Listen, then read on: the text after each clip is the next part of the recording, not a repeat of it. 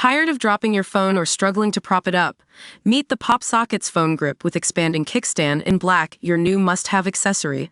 Don't miss out. Grab yours today. Click the link in the video description to shop now on Amazon. Welcome back to Bitcoin Bulletin, where we dive into the world of cryptocurrency and explore its relationship with traditional markets. Today, we're looking at a fascinating story that's got everyone talking. Anthony Scaramucci, former White House communications director under Donald Trump, is warning about the potential effects of U.S. tariffs on major trading partners. Fears over the impact of these tariffs are still rocking the markets, with traders predicting a potential recession. But what does this mean for Bitcoin? Well, according to Scaramucci, Bitcoin is seen both as a hedge against inflation and a risk asset, which makes it an interesting case study in times of economic uncertainty. Now, let's take a closer look at what Scaramucci has said about the matter. He believes that the U.S. tariffs are igniting fears of a recession, but what he finds really interesting is the way Bitcoin is reacting to these developments. In the past few weeks, Bitcoin has been trading more like gold, with a non-correlation to traditional risk assets like the Nasdaq. But why is this happening?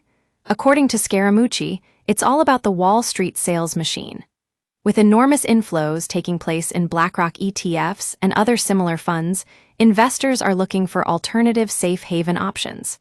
And that's where Bitcoin comes in as a digital store of value and a hedge against inflation. Now, let's talk about which economies will be impacted by these tariffs. Scaramucci believes that there's no decoupling. If the U.S. goes into recession, it'll pull the rest of the world down with it. But he also thinks that some larger European industrial nations might actually do better in the long run. For instance, Germany is planning to borrow money to rearm itself, which means their industries will become more profitable. And the UK is looking to get more muscular on defense and other issues, a shift that could benefit their markets. But here's the thing, Scaramucci thinks everyone's going to get hurt in the end. The tariffs are making capital markets more capricious and unpredictable, and that's not good news for anyone. So what does this mean for Bitcoin in the long run? According to Scaramucci, it's looking like the non-correlation trend will continue.